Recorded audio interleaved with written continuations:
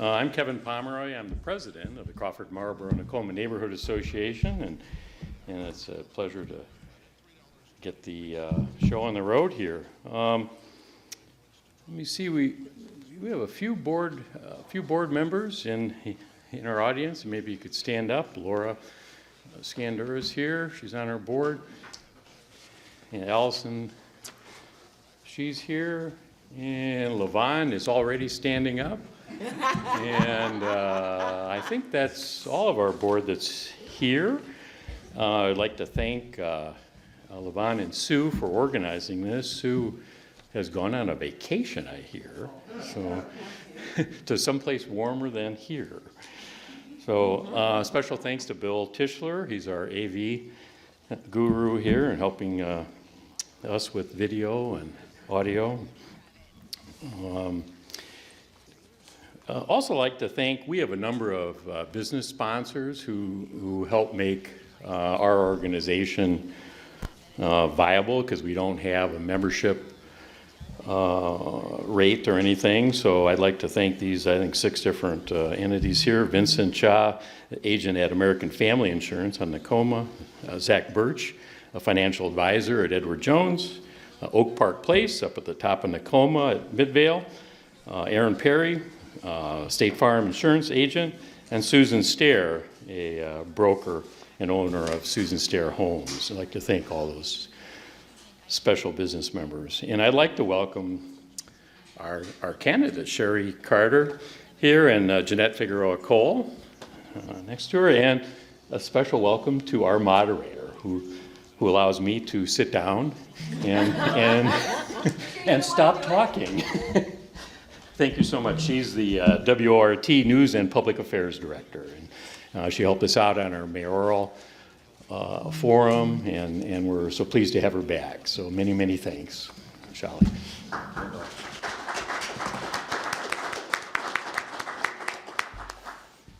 Oh, yay, you remembered the switch. Thank you. Well, good evening, and thank you for that introduction again. Happy Monday night, and welcome to the second local election forum this season, put together by the Crawford-Marlborough-Nakoma Neighborhood Association. Thanks to all of you who joined us last week to hear the mayoral challengers square off. And tonight, we turn our attention to the Alder race for District 10. In this race, we have not one, but 2 current Alders vying for the same seat.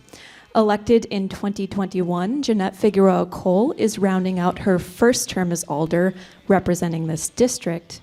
Meanwhile, Sherry Carter is rounding out her 4th term on the City Council. But because of redistricting, she's running to represent this district, District 10, which is just west of our current district, District 14. Are you confused yet?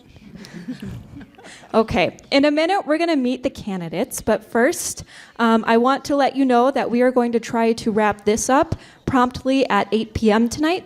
That's different than what was advertised on the flyer, just to give the candidates enough time to chat with you before they need to leave. We will keep the rest of the forum structure that we had last week if you were here. Candidates, you're going to have 2 minutes to respond to each question. Laura will reprise her role as timekeeper and new signs. She will let you know when you have 30 seconds left and when you're out of time. Throughout tonight's forum, you will be given 3 one-minute rebuttals. You only have 3 to use for the entire night, so please use them wisely. And again, please submit your questions. We already have a bunch here, so thank you for doing that. And we have flipped a coin to decide who's going first. And we will begin with Jeanette Figueroa Cole. You have 2 minutes for your opening statement. Thank you. Thank you, Shali, for being here tonight. Thank you to Alder Carter for being here. And thank you to the Neighborhood Association for putting this together. Bill, thank you for recording. And to all of you for being here on live and those in Zoom. My name is Janet Figueroa Cole, and it has been an honor for me to be your Alder for the past 2 years. 2 years ago, our district put their trust in me to address public safety from the lens of health, equitable transit, access to safe housing, a budget that reflected the city values and collaboration. I also promised to break down the barriers created by processes and systems put in place to discourage public participation and access to services. In just one term as your Alder, I have kept those promises by fighting for and funding multiple expansions of CARES, the 911 routed program to assist people having a mental health breakdown. I provided safe places for the unsheltered population by building the first urban campground in the city of Madison and supporting the shelter. I have worked very hard to make streets safe by finding a balance between enforcement and street designs, as well as providing options for all types of transportation, and supporting Safe Streets, Vision Zero, the Metro design, and the BRT. I have streamlined processes and earned the trust of community members, fellow alders, and city staff across agencies, including community development, transportation, and Madison Police Department, as well as with about a dozen county board supervisors. I am proud of the work I had done over the last 2 years, and I will be honored to continue to be your Alder for the next term. Thank you. Okay, Alder Sherry Carter. Thank you. I'm Alder Sherry Carter. I believe in community engagement. I believe in transparency, and I believe in working together on policy. You know, when I first got into District 14, I remember telling my constituents that I'm going to have a lot of meetings, so I'm just getting you prepared. And after the fourth meeting, they said, you told the truth. So one of the things that I like to do is really look at each neighborhood and see what their assets are, see what they need, and then start working on the needs. So when I looked at South Madison, for example, there were several things that they needed. I brought $1.5 million into that community for renovation of Penn Park. I brought $2.5 million into the Bridge Lake Point Winona Neighborhood Center for their new neighborhood center, which they hopefully will start building in 2024-25. Those are the things that I look at. And with this district, I've gone and talked to people about what they wanted, and they want the same thing everyone else wants. They want to talk about public safety. They want to talk about the BRT, and they are appreciative that someone wants to talk to them and hear their perspective. And that's what I've done for the last 4 terms, and that's what motivates me every day. Thank you. Okay, thank you, candidates, for those opening statements. We'll get through a lot of issues tonight, but I have a significant number of cards here about housing. So let's start there. So first, we have a community member here who asks, there is a lot of talk about affordable housing. Recently, the City Council has been visiting housing issues, but please define in dollars and percentages of income what you view as affordable for both renters and homeowners. And we will begin with Sherry Carter. Thank you. So we have a couple things here. We have the AMI of Dane County, which is $60,000. And then we also have, so we have that. And then we also have what I feel is really affordable, and that is those individuals or families that make 30% and under. And where do they fit in with affordable housing? That is the gap that we have to figure out how to get them into housing, whether that's rental or whether that is single-family homes. But that is the gap that we have not yet addressed. Now, we have addressed housing first. We have 2 locations that are housing first. I think that we still should have housing first on the table, but we definitely need to have supportive services on site, ready to go when the doors open. When we talk about workforce housing, which is a little bit different, that housing is also very well needed. So how do we get all of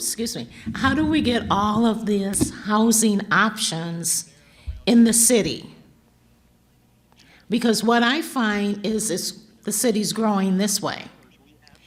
So one of the things that I think we should be looking at is the current housing stock and having monies available, funding available for rehabbing some of our older housing stock. And hopefully that is something that we can work on in this coming year. Alder Jeanette Figueroa Cole. So to answer the question about what is affordable, the city definition of affordability is a 30% of the person's income. And do I feel that that is affordable, consistent with the word affordability? Of course not. But we need all types of housings in the city. Affordable to me means to be able to have teachers, to have first responders, to have our city staff being able to live on the city that they work. That is affordability to me. We have more needs than affordability. Of course, we need low-income housing. We need housing at the actual market rate. If people can afford to have that housing, that's fine. We need options. We need opportunities for people. And when we're talking about affordability or access to housing, at the core of that is the most important thing is to have a safe place to live.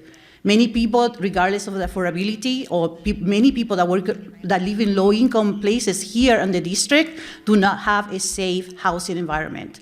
And that is really at the core of the whole housing crisis. So when I say we need opportunities such as creating opportunities for ownership, and also acknowledging that not everybody wants to own a home, or nobody is in a situation on their life cycle to own a home. So we need to have opportunities for people to also rent and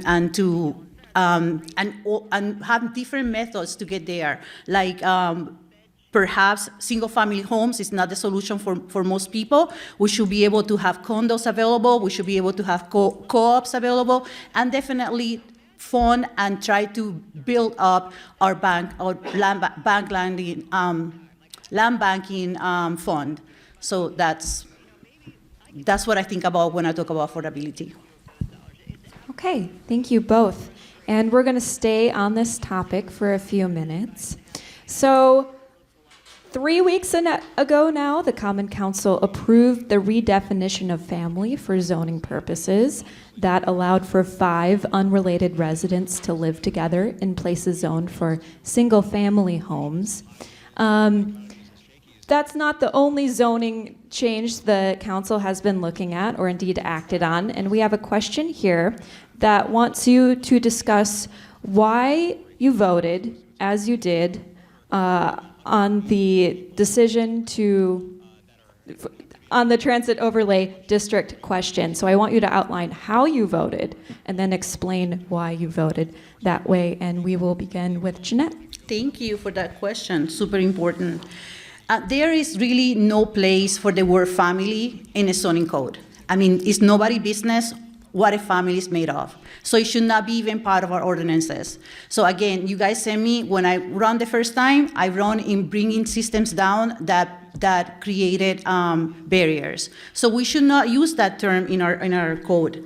So we do have systems in place to manage occupancy based on size. So we should be actually looking at improving that particular ordinance. I voted in favor of the overlay, and I also voted in favor of the family definition to be equally applied to the entire city. I mean, this law was put in place back in the 60s, and it's just a reflection on how we use ordinances and rules to exclude entire population of people. And I don't think District 10 reflect those values. So I voted in favor of this because I do represent you, single-family homes that live on this district that are directly impacted by these changes, but I also represent people in the district that were afraid to go and do their public testimony because they're already breaking the law. They were afraid to come and write a letter because they didn't want their address to be publicized. So I also represent those people. So I need, again, This is not going to solve the housing crisis. This is not meant to give us, to get more people or more marginalized communities into housing, but this is just one single solution of the bigger scope of all the other needs that we have. Again, we need more condos, we need more co-ops, we need alternatives for homeownership versus rentals, and we need to raise the land banking fund. Thank you. Okay, sure. I have voted to increase the land banking fund every year since 2015. One of the things that I want to say is two things. When we start looking at condos, the financing for condos is very difficult now. That is why you're seeing all these apartments go up. The financing for condos, you have to sell so many units before you get financed. The problem is a lot of us don't want to buy something that's on this paper, right? We want to see a model or something. So that's the problem with getting more condos. I'm hoping the banking industry will change that. I think we should have more condos. I voted against family definition, and let me just tell you that it's great for 5 individuals to move into a house and pay $400 each or $500 each, but if 2 sisters move in with their kids, they're going to pay $1,000 each. Do the math. I don't think that the family definition is clearly for helping low-income families. The impact, we have to look at the impact. A lot of things look great on paper, but when we start looking at the implementation, it doesn't add up. And so that's why I voted no. It did pass. I will be monitoring that to make sure that it does what it does. The transit overlay district. One of the things that I did not appreciate is them telling an area that they were not going to be included in the TOD and then turning around and including them but not letting that area know. We have to be transparent. They shouldn't have to find out at a common council meeting. Okay. Thank you both for that response, those responses. And as we look forward to the next 2 years, if elected, how would you work to increase housing density and inclusivity as an Alder? And Alder Carter, we'll start with you. Yes. First of all, as I stated before, we have a lot of aging housing that I think that we need to really look at rehabbing that aging housing. Secondly, land banking is a way to get affordable housing.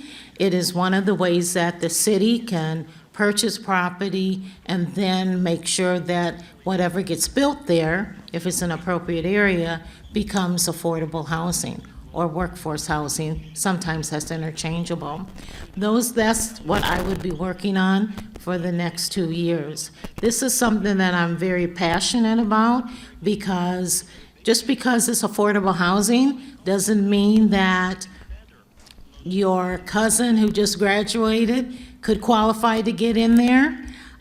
If you're a senior citizen, you could qualify to get in there. Let's not put affordable housing in a box. It really is an opportunity for anyone and everyone to be able to have housing. Thank you. We live in a great city, and it's a great city to live in and to work. And again, our teachers, our nurses, our first responders, our city staff can afford to live here. In 1996, I purchased my first home. It was just, we were a young couple with a 4-month-old baby paying very high rent at the time with very low income jobs. We were able to acquire our home via Operation Fresh Start, which offered you a break on your income, and we still live in that house. Now, today, if I was that young couple with a 4-month-old baby, I will not be able to buy my own house at the market rate of the house today, right? I won't be able to do that, and I have a full-time job that pays me very well, and I have supplemented with my husband's salary, or retirement funds, I should say. So this problem has been growing for years. This is not a new problem. It's just like past administrations have actually neglected the building of the stock to actually address this situation. Now we are at a at a tipping point when it comes to affordable housing and housing in general. So again, we need to have multiple options for people to be able to fit their needs. We cannot fit one source in for everybody. So we need to have options for ownerships, options for rentals, options for land banking and on co-ops. And the most important thing that I want to focus on is to ensure that all the collaborations that I have built with the county supervisors, that we continue to build on that and work together to partner on their housing strategies. We need to make sure that the county and the city are working together on the same level instead of working against each other. I have built a reputation of collaboration, and I will continue to do so, and I believe that we can really make get ahead by working together. And that's time. Thank you both. We have another housing question. And this question asks, with the price of real estate increasing and property taxes going up, can you comment on programs you could put in place to keep seniors in their homes? So for this question, I want you to comment on currently existing programs, and I'd like you to bring your ideas for something that does not exist. And we will start with Jeanette Figueroa-Cole. Thank you. Yes. So as you all know, we have tax levies restrictions. So it's very difficult for us to raise taxes. And definitely, and also, our tax bill, we only have control of the part that it comes to the city. Our tax bill is divided for the county, the city, MATC, the schools, and any other assessments that may be in your bill. So our tax share for the city is actually not that big. When you look at your property tax bill, it's really, think about it, it's 4 different buckets, and we only have control of the city one. I definitely understand the need to have safeguards for people that are living on fixed income, and the Housing Strategy Committee, as well as the CDD, have a number of ideas to help seniors stay housed. Lynette Rose, which works with the community development team, has a list of different possibilities to help create subsidized housing and help people stay age in place. And there is, I know that the staff is really working very hard to get those solutions in place. It is not, it is taxes. I mean, again, taxes is something that they're not a perk, they're a responsibility, and we want to ensure that we are all doing our part to pay taxes, and at the same time providing the services that our seniors need. I don't have many ideas on how to address what are the other things are up there available at the moment, but I know that the community development is really working hard on filling that gap. Okay, Sherry Carter. Yes, I think the taxes, obviously, they're going up and up. If you've been in your house for a long time, you're paying, what you're paying today is not what you paid when you first moved there. One of the things that I have done last year, year before last and last year, is really wanted to look at Omaha, Nebraska. Now, first of all, before you have a gasp, because I said Omaha, not Austin, not Portland, not Seattle, okay, but Omaha, Nebraska. Because in Omaha, Nebraska, if you are still living in your house and you are 85, you do not have to pay property taxes anymore. They have been able to keep their seniors in the house and aging in their house. Now, I do know it's a stretch because it's Omaha, but if we look at what their model is, whether we have it at 85 like they do, or whether we push it up to 80, if we look at their model, we can have our seniors age at home. And aging at home is the best medicine for our seniors. Thank you. All right, thank you both for your answers. I didn't hear specific program names, but okay. Turning to something housing related, let's talk historic development. I don't see a question here specifically about the Old Spring Tavern, but I'm sure many of our constituents here are familiar with that situation. There has been a debate over a new development built next to the Old Spring Tavern. And so I'm wondering, and this is what someone asked, if you can talk about your approach to balancing historic preservation with new development. So the question is, if a significant number of constituents in your district oppose a development, how would you respond? I would rephrase that to, how would you balance historic preservation with new development? And we will begin, I believe, with, I forgot. Carter. Thank you. Oh, I should do this with all the audience questions. Thank you. All right. It was Alder that Carter. Omaha thing that just, sorry. Well, here's my thing with the Spring Tavern. I am a history buff anyway, so this is just down my alley. I just feel that Madison, the city of Madison, really needs to embrace what little historical places we have left.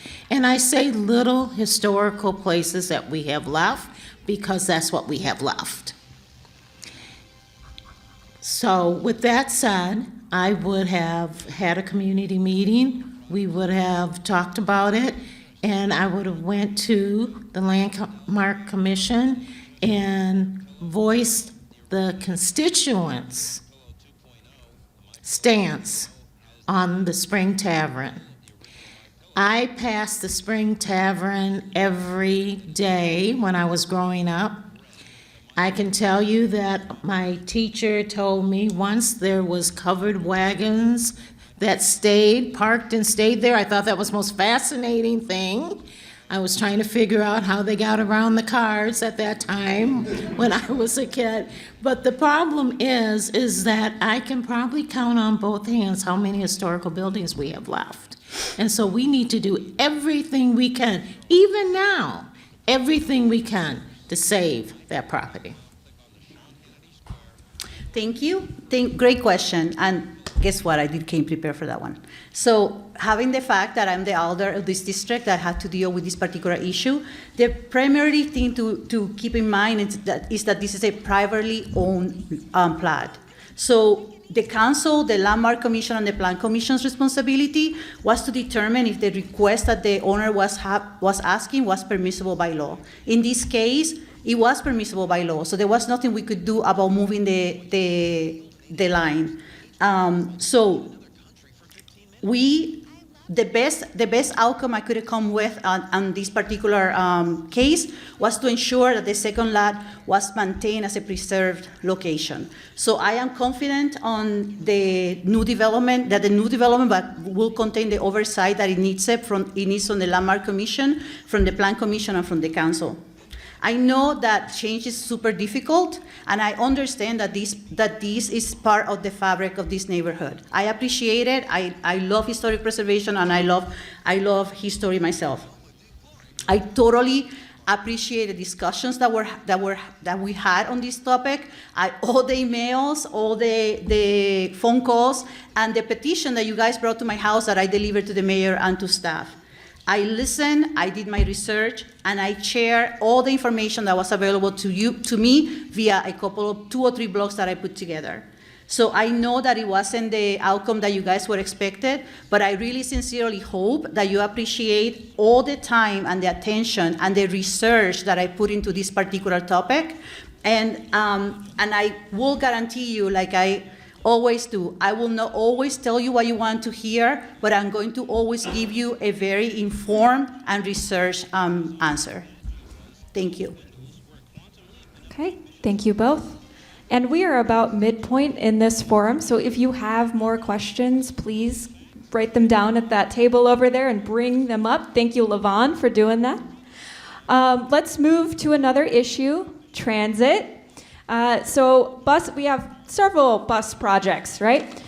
Bus rapid transit is expected to be, the construction on it is expected to be completed by mid to late 2024. Meanwhile, network redesign, the project to reconfigure bus stops, will go into effect this summer. I believe that's Sunday, June 11th. We do have some questions here about transit. And first, we will ask via network redesign, what are your thoughts regarding fewer routes through neighborhoods in favor of more frequent service? We will ask the next question later, of more frequent service. Okay, we will begin with Alder Figueroa Cole. Yes. So when it comes to the metro redesign and the BRT, that was a process that I have been following even before the thought of running for Alder entered my mind. There was a lot, in my opinion, it was a very transparent process. We had a lot of community engagement, a lot of online meetings. There were in-person meetings, 2 or 3 surveys, and the staff presented an option, and as they collected more information from the public, that option continued to evolve and continue to change. I understand that some people are either losing their access to the transit or have to walk additional blocks. But it's also important to realize that we expanded the services to more areas. These metro routes have not been changed for over a decade, since more than a decade, so since the end of the 1990s. So for all of those years, a group of people in the community had the privilege and access to metro, and many other people didn't. So this redesign is just broadening the scope of how many people can use the bus system. As for the BRT, did you ask for the BRT? No. The question was about what are your thoughts regarding fewer routes through neighborhoods? So I think making the routes consistent to engage with the BRT route, it is the right thing to do. And in June 11th, when the routes are available, we will be able. Staff has a processes in place to reassess routes as they're used. And they will use the same standard operating procedures that they have always used to assess this particular project. It went through an equity analysis, and they did. I am in total support of what they're doing right now, and I support their standard processes. So I know that if changes are needed, they will manage those changes. Thank you. And that's time. Alder Carter? Yes, thank you. I think that we need to really look at who takes the bus for their primary transportation, who takes the bus to reduce their carbon footprint. That's 2 different things. What the redesign does, and I've had several meetings on this, for those that this is their primary transportation, the redesign is not coming up to the level that they need. And I say that because when you are taking the bus with a stroller, first of all, let me just say that we live in Wisconsin, for those who might have forgot. So when you're going 4 or 5 blocks in the winter with a stroller, et cetera, it's a burden. And this is one of the things that I have talked about when we've had community meetings on the redesign. If you live in the east and west, East Washington, West Washington, going out to the far west, perfect. You have no complaints. But if you live in Meadowood, if you live in Arbor Hills, if you live in Orchard Ridge, if you're a senior, if you use a walker, if you use a motor vehicle, then those blocks really hurt you. Those blocks really hurt you. We need to keep tweaking the redesign. And I am an advocate for making sure that these areas are getting this type of service, not only that they deserve, but they expect from a city. You have 1 minute as a rebuttal. Thank you. I mean, I think it's also important to recognize that if we had the funding to have a bus for every single person in the city, access to for everybody, we will have that. And I think that that is one of the goals of the city, to move to deprioritize automobiles and have more transit options. So at the end of the day, it is our job as council members to keep that in mind when we are working on the budget. What are our real priorities? What are the city's values. Do we want to continue to increase and continue to give our funding to a particular agency and forget about the actual needs of the people, or do we really want to have a budget that is equitable and inclusive? So at the end of the day, the Metro is dependent on how much money the council decides to fund it for. Thank you both for your responses to that question, and I want to stick on the bus for 1 second. The counterpart question that someone asked was essentially, if elected, how will you advocate for elderly and or disabled residents to get to a bus stop and ensure that they have service? So we will begin with Alder Carter. Yes, one of the things that I did when we were talking about the BRT and the redesign was to ensure that there was a bus stop on Taft Street, because there's one senior housing there, and then there's a low-income housing across the street from it. They've had that bus stop there. They were talking about them walking 3 blocks to get a bus. That was unacceptable. We were able to get that bus stop to stay. And that's how I would do it throughout the city. This is something that is so vitally important. If you want people not to use their cars, then you have to make it convenient for them to use the bus. When you go to Chicago, when you go to New York, when you go to Milwaukee, when you go to Seattle, I will mention that, then you know that the buses their transit system is pretty good because it was built for transit. And this is one of the things that we have to really look at. We need more money. We need more funding in our Metro Transportation Department. We cannot do the right job with the same money that we used last year and the year before. So one of the things that I would hope that my colleagues will support me on giving Metro more money to do the right job and do it safe. Alder Figueroa. Thank you. So again, along with the Metro redesign, we also had changes to paratransit. So that means that by law, we do have to serve people that are disabled. So the people that are farther away from the bus, they now will qualify for paratransit. So it's not like we are leaving seniors hanging. There's services that are required by the federal government to be implemented. So when, again, what are the priorities of the city? We want to reduce the carbon footprint. We want to make our cities accessible. And one way to do that is to invest on transit. Right now, the federal government is just throwing money away to get transit going. So now is the time to make all those changes.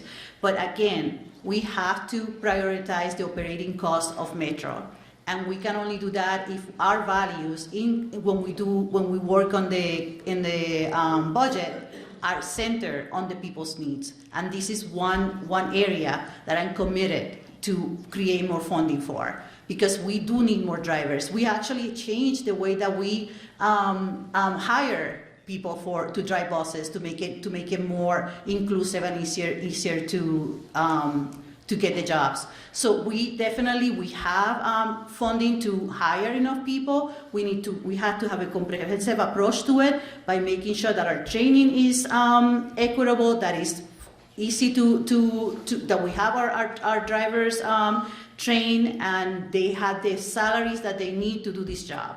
So driving a bus is not an easy task. I mean, it's a stressful job, and people should be paid the city should be paying them in a way that is affordable for them to live on, and that is equitable. So definitely, at the end of the day, funding is the key element here. Okay, thank you. Thank you. 1 minute as a rebuttal. Yeah, thank you. I just want to say that when I met with the Disabilities Association regarding paratransit, that was brought up several times when I had my meeting. One of the things that I thought was so good, even though I advocated for seniors and individuals with disabilities, it was wonderful to have the Disability Association members there talking about their experience. We do have paratransit, but the problem with paratransit is that when you call them to pick you up and take you to Target, you have to wait 2 hours or 3 hours before they can pick you up. When you catch a bus, you can catch the bus, it's right there, you know when it's coming. And that's one of the things that they kept saying is that this one errand that I want to do is now going to take up more time than when I used to catch the bus. So paratransit is good, I'm not saying it's not, but it is time consuming. Thank you. Thank you both. All right, let's move along. Let's move along. So let's turn our attention to policing. There are a number of changes to the structure of Madison policing that have been enacted in the past few years. There's a new office of the Independent Monitor. There's a new-ish civilian oversight board, and we have the CARES response program. We have one person who asks, quite simply, how do you feel about funding our police department? So we will begin with Alder Carter. Yes, as many of you know, I do support the police department. I support public safety. We all want to be safe in our homes regardless of where we live. But on the other hand, we also want our police to be safe. Now, one of the things that, and maybe this is a question that's going to come up later, but one of the things I can tell you is that we've been trying to get body cameras for over 20 years. Now, I say that, but I want to tell you I wasn't there for 20 years, in case any of you think that. It's time for us to get body cameras, and I'm going to continue to fight for that. We are surrounded by municipalities and villages that have body cameras. Public safety and policing are in many forms. We have the community engagement form of public safety. We also have the youth engagement of public safety. We have neighborhood officers, which when I first came in, we had neighborhood officers. Now we have community policing teams. It is very important in any size city that we make sure that we're smart on crime, but we have accountability and we enter into common sense policing. Alder Figueroa Cole. Yeah, thank you. From the beginning of my first 2 years on this journey, I have challenged the public safety status quo. I have worked on things to lessen the interactions with policing, and one of those ways is by supporting the expansion over and over again of the CARES program. And you hopefully all know what CARES is. When we had all the people that were staying at Randall Park unhoused, I went there every Thursday to make sure that I stay centered on the needs of the people that were there, and that's how we came out about to build the urban campground. That reduced the cost for services in Randall by the hundreds. When we talk about streets safety and distracted drivers versus reckless drivers, we have supported Vision Zero, we have supported Safe Streets, again, to make sure that we have a combined impact when it comes to having safe streets. We have police doing enforcement for reckless drivers, and we have engineers doing decisions to make sure that people that are distracted are driving safe. I have supported additional cops. In the first budget, I supported 8 cops for the town of Madison. In fact, that was the deciding vote for that particular decision that was made at the time. I supported a transport pilot to remove MPD from the process of having to take people to Winnebago, which they do that today when someone is having a mental health crisis and they need to drive 2 hours in and 2 hours out. I supported and advocated for hiring bonuses for them to be able to have a competitive edge on hiring. And I fully support any data and analytics policing that Chief Barnes has presented to me. We both believe that preventing public safety is all about root cause analysis, and data help us get there. So I have supported MPD at multiple levels. Okay, thank you both. We have another question from the audience, and as a reminder, they're up over there. No one will judge you if you get up and submit questions because we are about 3/4 of the way through. This person writes with an anecdote this person says traffic violations have not been adequately enforced in the past. They cite an anecdote that, in fact, an open record request showed only 2 tickets on Nakoma Road for 1 year for traffic violations. So this person wants to know your position on using the police to enforce traffic violations, including but not limited to excessive speeding. And we will begin with Alder Jeanette Figueroa Cole. You got it. Thank you. Again, I am a strong supporter of the efforts from the Transportation Department to make streets safer, to make streets shareable with or able mobility bodies. Or I am a strong supporter of having designs that incorporate walkers and bikers and increases the accessibility to buses.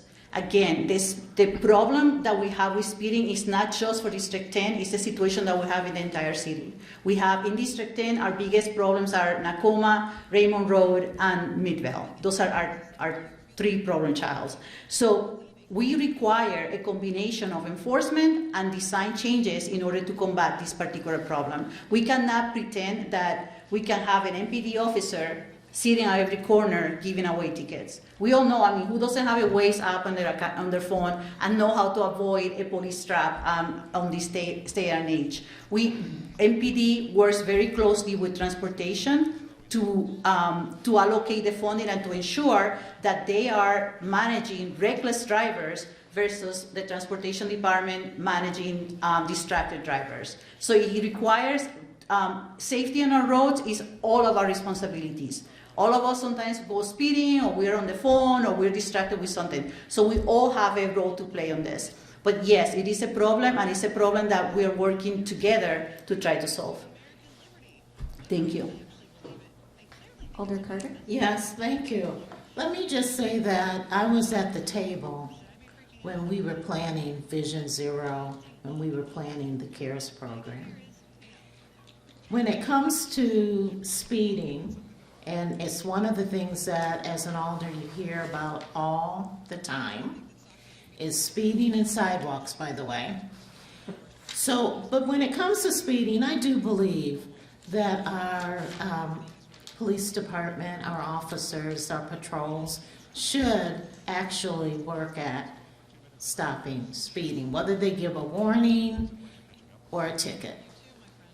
The one thing that I have noticed is most people who speed, although they realize they're speeding, don't get me wrong, but they don't realize they're putting other people in danger. And I had to witness this last week when I was getting off of Whitney Way, and a car came on the side of me and hit my car. And they realized they hit the car. They got back on the belt line and they were weaving in and out of traffic. So here I am with my big deductible, right? I don't know if there was any damage on their car. I say that to say a lot of times speeders don't realize they're putting all of us in danger, and they do need to be stopped, whether it's a warning or a ticket. We have to stop them. The whole point of having Vision Zero is to stop speeders. Now, if any of your relatives get stopped, don't call me, even though I'm promoting it. All right. Thank you both. We have 10 minutes, and do we have another question? Anyone have another question? All right, that gentleman's still taking his time. Let's move past that topic and move on to racial justice. A 2013 Race to Equity report found extreme racial disparities in Madison that continue to persist. What tangible steps would you take as Alder to shrink disparities in our city? and we will begin with Alder Carter. Yeah, first of all, 2013, we need another study. Okay, so I would first of all say, let's get another study so we can see what the measurement is today. Now, with that said, there's a couple things I think we need to look at. We need to look at our school system, even though the city does not have great influence in the school system, but we have to look at the school system. We have to look at our hiring practice for the city. We have to look at our promotional practices in the city. And when we go beyond the city, I think all government entities need to look at that. We have the roadmap. We know what the situation was in 2013, so we have the roadmap. But we have to constantly check ourselves to see if we're doing this right. Now, one of the things that I looked at back in 2017 is, why does a receptionist needs to have a degree? Why does a receptionist need to have a master's? How can we get someone in that position and get them started on the road of employment? And the same goes with a maintenance person. When I talked to a maintenance person the other day, he told me that when he started, it was funny because he said, when I started, an old guy showed me how to mix all these chemicals. He said, now you have to have an associate degree to be a maintenance person. Something's wrong, something has shifted here, and we really need to get back to what this job really needs. That's time. Alder Jeanette Figueroa Cole. Thank you. So I mean, sure, we can go ahead and wait, take some more time to do another study. But I think after the pandemic that we just had, it has been very clear that we still have enormous racial disparities in the city. So to help, there's a few things that we can be doing to help the people here in District 10. Again, raising the affordable housing funds is one of those things. And focusing on transit, again, making sure that we have high density on the BRT so people can have access to better jobs. That's another way to do it. But for me, most importantly, is to focus on our youth. Today, we have, on this past budget, we actually put funding for to get youth employment and training off the ground, and I want to continue to build on that. I've advocated to ensure that not only the funding was available, but it was actually given away in a way that it was equitable and inclusive, and prioritize organizations that are using these funds to serve Brown, Black, LGBTQ, and women. Today, I don't know if you noticed, but right here on West High School and the East High School also, they're doing construction. They're adding more spaces to their schools. The kids that are part of the construction crew are kids that are working with the trades as part of apprenticeships. So that's kind of the thing that we need to be focusing on. I don't think a college degree is for everybody, and trades jobs actually they're well paid and help people get out of poverty.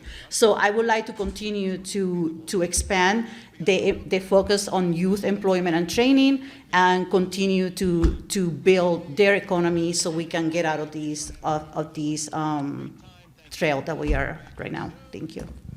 And Alder Carter would like to use a rebuttal. Reminder, you had two, both of you left, and now, Sherry, you have one.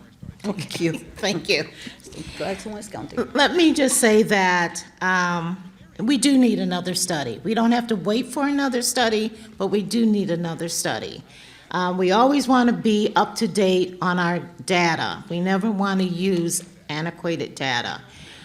But more importantly, and I believe in youth and adult employment, but I also believe in supporting families.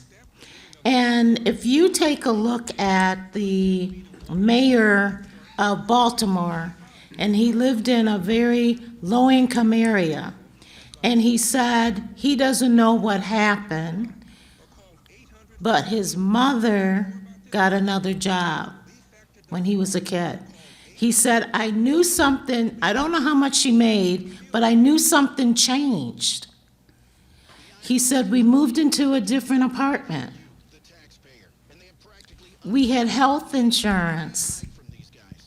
This is why we have to look at the family and not just the youth or adults separately. It has to be combined.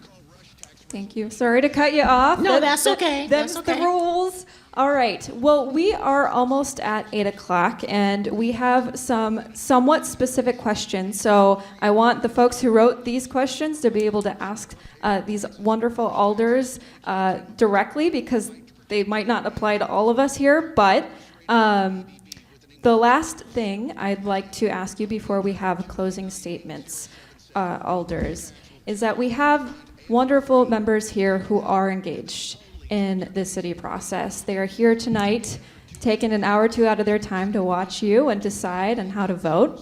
But we have many people in the city who are not engaged.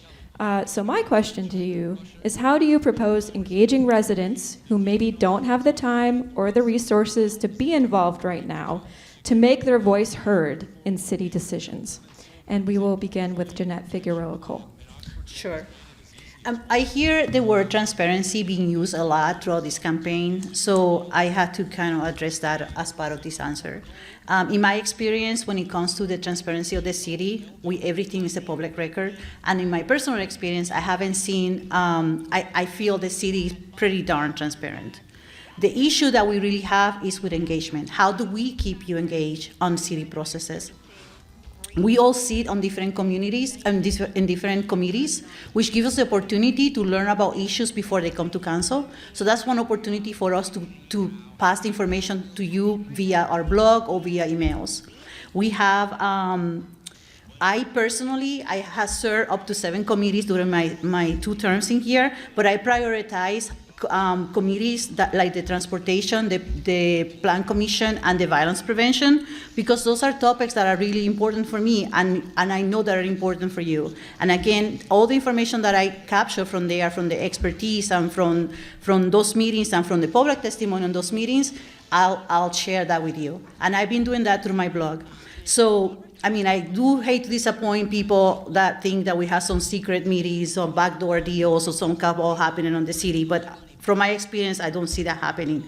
So the best thing that I can do for you is to continue to streamline processes, like, for example, changing the order of operations of the council meeting and moving all public testimony to the front of the meeting so you don't have to stay with us until 4 o'clock in the morning. That's one way to create access for you to join us at those meetings. So streamline those processes, and to help you navigate city processes, to help you navigate the website, and continue to do what I'm doing today, just answering all your emails, answering your calls, and when I have topics that are of interest for people that are marginalized, go to those people and ask them what is their thoughts on those particular topics. And that's time. Alder Carter? Thank you. One of the things that I've done, as I said before, I do hold a lot of community meetings on topics that are coming up that, although it could be citywide, everything affects all of us. I've had that. But you've also seen me on the basketball court. I don't play basketball, so let me put that right there. But you've seen me on the basketball court talking to people where they are. I've been in the parks talking to people where they are. One of the things about community engagement, it doesn't always have to be a meeting. Sometimes it could be something else. And although I won't say they appreciated me stopping their game, I'll put that on the floor right now, but they did appreciate me telling them what was going on in the city and how it might affect them. When we were talking about the wheel tax, telling people that how that $40 will affect them and how they felt about it. So that's one of the things that I do. I go to where the folks are, and They appreciate it, and I will always do that. When I talk about transparency, I'm not saying that the city's doing something that they shouldn't be doing, blah, blah, blah. I'm talking about my transparency to you. I'm talking about making sure that you know what's going on, how it's going to affect you, and you telling me, I'm not feeling that. That's what I'm talking about. Thank you. All right, thank you both. In the interest of time, I think it might be prudent for us to do closing statements. Would you both be amenable to keeping those to 1 minute? Sure. Or not? I hear so from the audience. Okay, 2 minutes. Okay, we'd see. Okay, 2 minutes. Alder Carter, closing statements. You have 2 minutes. Thank you. This is what you see. This is who I am. And this is what I'm going to deliver to you. I've done it for 8 years, and I'll do it for 8 more, maybe. What I'm telling you is that we're going to have an open dialogue. I can tell you every resolution that has passed that I've been part of, because the whole council's been part of different resolutions. They've been part of the CARES. They've been part of Vision Zero. They've been part of all of that, right? But my dedication to you is keeping you abreast on what's going on, keeping you abreast of public safety, keeping you abreast of environmental concerns. Because if I don't know what you're thinking, I can't sit in that chamber and say, my constituents don't have any problems with this. I can say that because I haven't talked to you. I have to talk to you. I have to have that conversation so that I can sit in that chamber and say, District 10 feels this way. Nakoma feels that way. This is what I'm hearing. So what I'm giving you is a person that believes in communication. What I'm giving you is a person who hears you. And that's even more important. Thank you. Alder Figueroa Cole. Thank you, Shirley. Thank you again, Bill, Neighborhood Association. Thank you all for being here. I really appreciate the opportunity to engage with you. I hope that my work ethic, that the commitment and integrity that I have demonstrated in council these past 2 years, as well as the life experiences and values that I represent, resonate with each of you, and I gain your vote. For the past 2 years, I show up on council ready to go. I come prepared. I have my data set up. I have educated discussions with staff. I reach out to people that are most impacted. And then I come to the council and I listen to the voices of often people like you that had the time to call in and spend time with us. So I take all of that input into making my decisions. I answer all my emails. No, I'm a stick about that. I answer all my emails, and again, not always you're going to hear, I'm not going to give you what you want to hear. I'm going to tell you my informed research answers. And we can engage back and forth. We've done that plenty. I always answer my phone. Unless I'm in a meeting at work or I'm in a committee, I always answer my phone. So those are the ways that I communicate with you. And when it comes to the blog, I create my own blog, I create my own content, and I share that information with you because I want us to learn together, and I would like to continue to do that. I take my vote as an enormous responsibility that impacts people's lives, and that is why in my 2 years in council, I have never and will never abstain from taking a vote. I was sent to council to represent you and to lift our residents, to lift the voices of our residents that are less fortunate than us.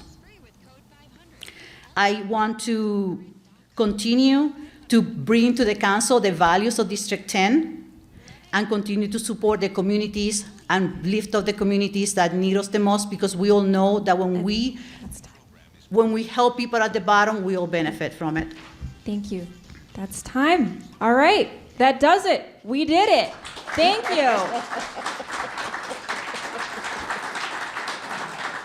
Thank you to the candidates. Thank you to the Crawford-Marlborough-Nakoma Neighborhood Absolutely. Association, and especially the board. Let's have another clap for them, okay? Yes.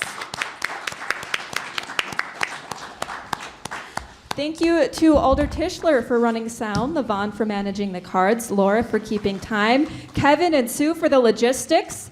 Thank you to Westminster Presbyterian Church for allowing us to use this wonderful basement. Thank you for coming out and giving us your questions, and to the folks watching online as well.